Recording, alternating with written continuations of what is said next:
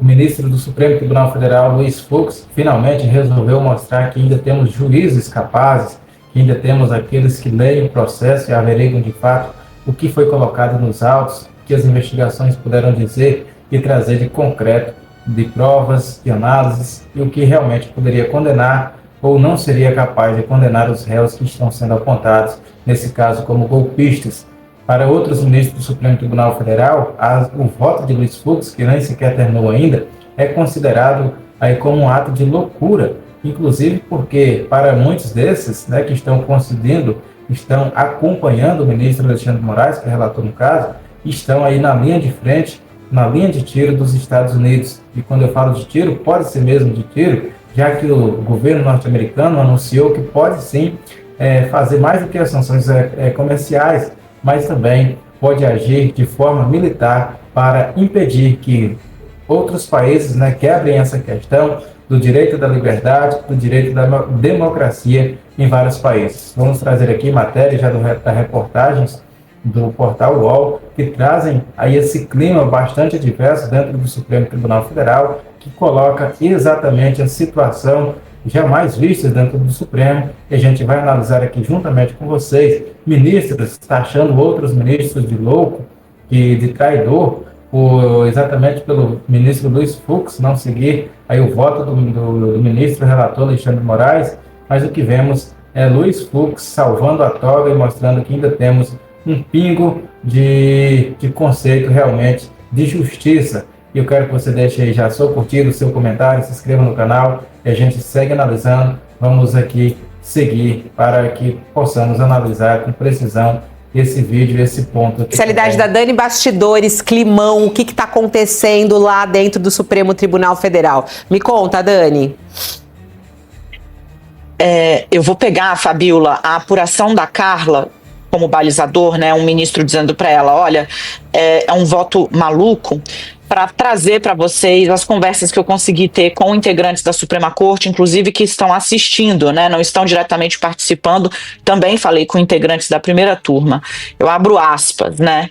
O que a gente tem hoje é uma triste figura. O ato do ministro Luiz Fux, segue o colega dele, é um ato de deslealdade institucional. É muito grave. Fecho aspas. O ministro diz, basicamente, que a postura, a atitude do colega diante de uma corte cuja maioria dos integrantes está sob ameaça, foi a palavra utilizada por... E aí está um ponto que é extremamente importante. Eles não estão querendo fazer o julgamento correto, mas estão querendo fazer o julgamento com base nas ameaças que o ministro Alexandre de Moraes vem sofrendo. Mas não estão comparando o porquê Alexandre de Moraes está sofrendo dessas ameaças. Será que eles já pararam um pouco para pensar o que Alexandre de Moraes tem feito nos últimos tempos? O que ele causou ao Brasil, a questão do tarifaço, que juntamente com o governo Lula, pela falta do diálogo, a falta de compromisso com o povo brasileiro, exatamente esse é o ponto que também devemos analisar, que o governo também tem a intenção de manter o caos, a catástrofe financeira aqui no país. Tudo isso é pontos a serem analisados por todos nós. Mas em relação especial ao voto do ministro Luiz Fux, será que esses demais ministros, que claro, até por uma questão ética do jornalismo, que também não tem em outros momentos, mas já está tendo agora, não vai revelar os nomes, claro, desses ministros, e eles estão julgando não a questão se houve ou não crimes, estão julgando a questão particular de Alexandre de Moraes. Então, vamos tentar acompanhar Alexandre de Moraes para tentar dar essa força, esse amparo. Mas, na verdade, é que deveríamos ter e pensar em um julgamento justo e não apenas em um ministro que colocou essa desordem no Brasil e está atropelando a democracia brasileira. Por esse integrante do Supremo de um país, né, uma potência como os Estados Unidos, é de deslealdade não ao ministro A, B ou C, mas de deslealdade ao Supremo. Um outro integrante do Supremo Tribunal Federal, e aí eu peço licença para o nosso assinante, para o nosso telespectador, para o nosso ouvinte, para você que está aqui comigo, vou olhar para baixo porque estou com as conversas aqui no computador e gostaria de ser muito fiel ao que... E aí você se prepare, porque vem coisa pesada. Teve acompanhando já um pouquinho desse vídeo para trazer aqui juntamente para vocês. Até por isso resolvi trazer aqui na íntegra também o conteúdo do Portal UOL, para que fique bem claro, né, eles que estão ali com acesso direto a esses ministros, a essas pessoas que estão mais lá próximo dos ministros também, assessores. Então é muito importante tudo que vai acontecer aqui agora. É uma bomba, uma escalada, e pode revelar os bastidores do que ainda pode vir. Então preste muita atenção, porque realmente é impactante tudo que vai acontecer a partir de agora. E essas declarações são muito fortes em relação aos ministros do Supremo Tribunal Federal. Disseram as fontes, né, que houve neste momento uma, abro aspas, deslealdade, segundo a fonte que usa a mesma palavra. A fonte disse: ele votou em centenas de julgamentos sobre o 8 de janeiro, em tese diametralmente oposta que está utilizando agora. E aí eu pergunto, como é que o senhor vê, né, a atitude 200% desleal? Há ali houve uma articulação, Fabiola, para que, como você mesmo disse, né, os ministros todos baixaram ali o microfone.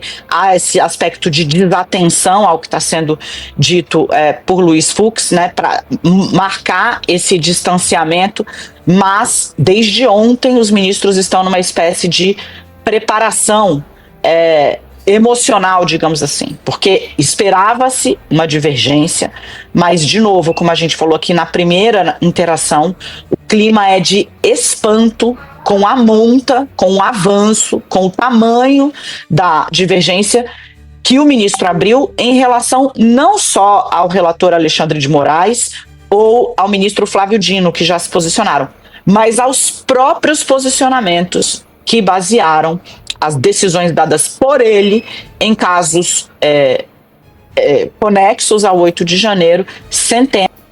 Em diversos casos, né, que a gente pôde acompanhar também em relação a presos políticos do 8 de janeiro, né, teve diversos votos, inclusive do próprio ministro Luiz Fux mesmo, mas apesar de não ser totalmente nessa linha que está sendo colocado hoje, apesar de não ser totalmente, não ter um nexo total entre o voto dele hoje, entre outros tantos, mas ele foi sempre o que divergiu ali de Fux, foi o que mais saiu dessa tonalidade mais agressiva em relação aos patriotas, em relação às pessoas que estavam ali no 8 de janeiro e outras que nem estavam, mas acabaram sendo presas, não participaram diretamente dos atos.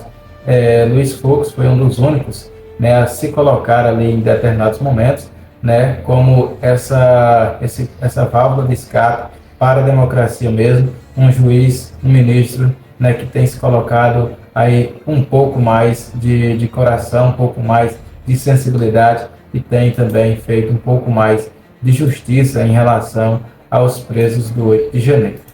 Deles. Então, Fux versus Fux, a distância que ele percorreu ao tratar das pessoas comuns e agora ao tratar da elite política da trama golpista, segundo a Procuradoria-Geral da República, é que causa, abro aspas de novo, aqui estou utilizando a expressão da fonte, espanto no Supremo Tribunal Federal, Fabiola. A palavra é muito forte e importante, Dani, até para a gente ouvir o jurista aqui, Walter Mairovich. A gente tem falado sobre esse julgamento, a expectativa desse julgamento há tanto tempo aqui no UOL, né, em todos os lugares, e todo mundo estava esperando algum tipo de divergência de Luiz Fux. Foi do tamanho que o senhor esperava, professor Mairovich, ou realmente também lhe causou espanto?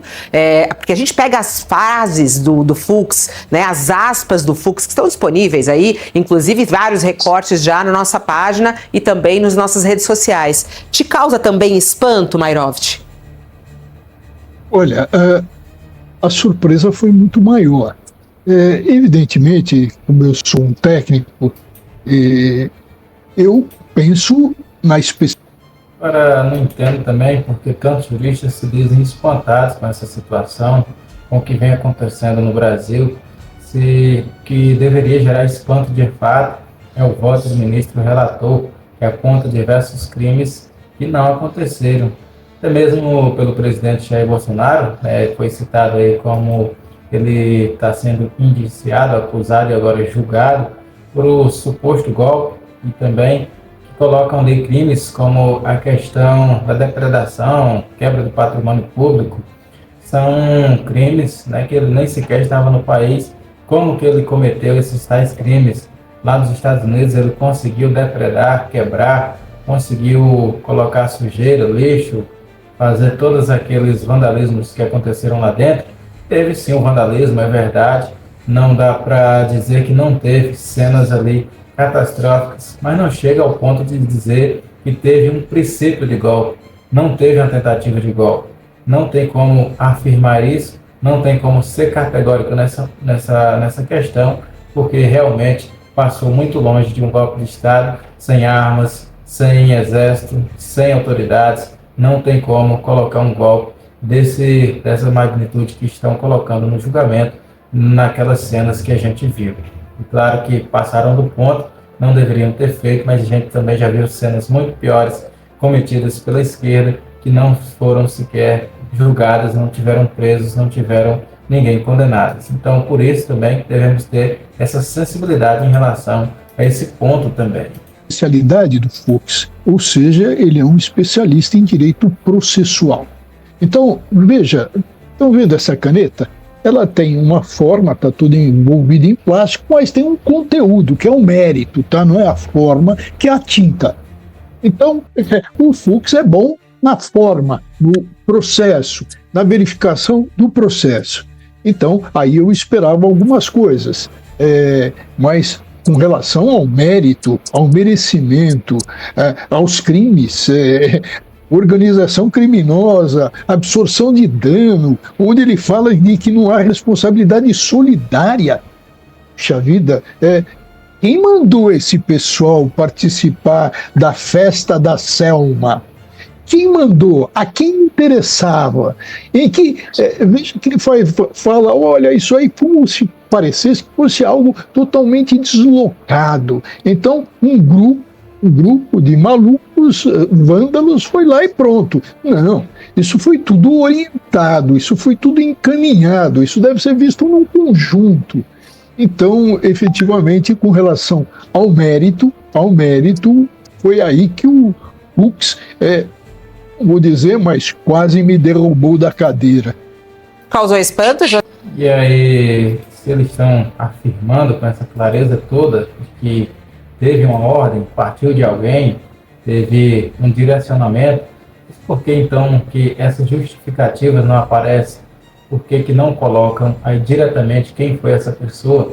Não encontraram provas, não está embasado, não tem mensagens, tantos celulares apreendidos, não encontraram ligação direta nenhuma de Bolsonaro, de Ramagem, do próprio general Braga Neto, nem até mesmo, né, do próprio Mauro Cid.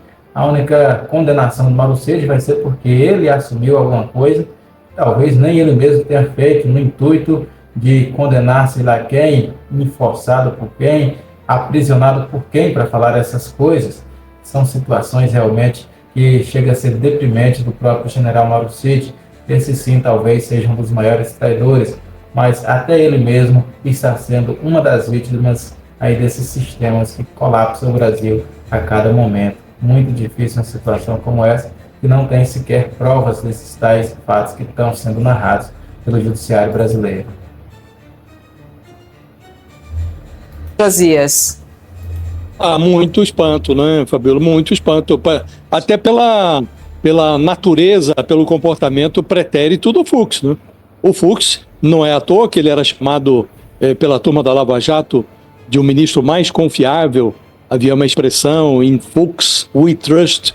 No Fux nós confiamos, porque ele era, de fato, da ala prende e arrebenta do Supremo Tribunal Federal, né?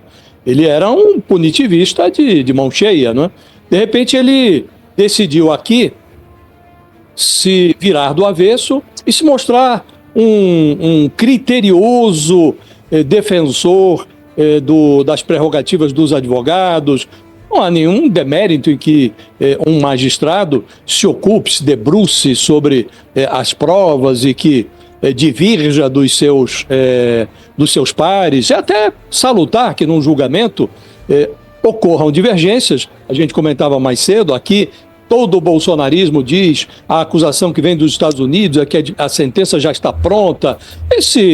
Essa coreografia que nós estamos assistindo, já desde ontem, também o Flávio Dino disse que divergiria na fixação do tamanho das penas do Alexandre de Moraes, ela mostra que nós não estamos diante de um jogo de cartas marcadas, né? Mas a profundidade da divergência do Fux causa certamente grande espanto, né? Aí é que entra também uma contradição do próprio Josias. Será que não estamos mesmo diante de um jogo de cartas marcadas?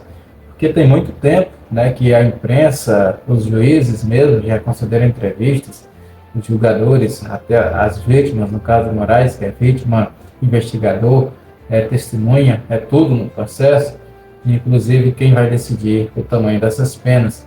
Mas Josias aí está falho nesse caso, porque já sabíamos há muito tempo, né, que Moraes e os demais viriam com esse papel de condenação, e também já era esperado, não era certo, mas era esperado, que Flávio Dino, ou melhor, Luiz Fux, né, do alto da sua competência, do alto da sua maestria enquanto juiz, também faria ali um voto contrário de Moraes, já que acreditamos que Moraes não está fazendo um julgamento técnico, um julgamento de um juiz sério, mas está fazendo algo pessoal, político, e para apenas defender ali o próprio ego, as suas próprias estimas pessoais, aí seguido por outras pessoas, outros juízes, né, que têm caráter político de sobra para acompanhar ele. São ministros indicados pelo governo Lula, ou pelo próprio presidente, ou pela sua aliada, ex-presidenta Dilma, ou mesmo como o caso de amigos, como Flávio Dino e o advogado pessoal, ministro Cristiano Zanin, que ainda votará no processo no último voto. Ele está fazendo a festa do bolsonarismo, virou o ministro preferido, a toga preferida do bolsonarismo, vai ser utilizado como peça da politicagem bolsonarista. Então, nesse aspecto, é até surpreendente que ele tenha se prontificado a fazer esse papel. Ele está indo muito além do que se imaginava que ele poderia fazer. Está fazendo a festa do bolsonarismo, dos advogados. Os advogados já estão projetando a perspectiva até de, neste julgamento, apresentar, formular aqueles embargos infringentes, tentar levar isto, dependendo da profundidade da divergência que pode vir dos outros ministros, seja na fixação da pena, seja na eventual absolvição de um dos réus num ou noutro crime, já estão vislumbrando a possibilidade de levar isso para o plenário. Então, nesse sentido, surpreende enormemente a posição do Fux, porque ele está divergindo de si mesmo na prática, Fabio. Tudo o que tem acontecido, né, o que a gente tem mencionado aqui, realmente, como disse o próprio ministro Fux, são situações que deveriam sequer ser julgadas pelo Supremo Tribunal Federal. São pessoas comuns, a partir de agora, a maioria deles, principalmente Jair Bolsonaro, não ocupa cargo nenhum no momento, a não ser do presidente ali de honra, né, presidente de honra do Partido Liberal, PL, mas algo mais simbólico do que sério, né, para atrair aliados, nada muito funcional. O que deveria acontecer era o que aconteceu com o ex-presidente Lula quando foi julgado pelas grandes roubalheiras ali escancaradas pela Lava Jato e que não resultou na prisão efetiva de ninguém. Tivemos o Lula preso, mas posteriormente foi solto e conduzido à cadeira da presidência da República pelas canetadas que o mundo dá. Então, a gente fez essa análise aqui, peço que você que nos acompanhou até aqui, deixe aí a sua curtida, o seu comentário, deixe aí o que você pensa a respeito do tema. Veja nossos outros vídeos também falando a respeito dos ministros, desse tema do julgamento. Deixe aí o seu também, as suas análises também nos comentários, para a gente seguir também junto, batendo esse papo aí nos comentários. Eu agradeço a vocês, um forte abraço e a gente se vê no próximo vídeo.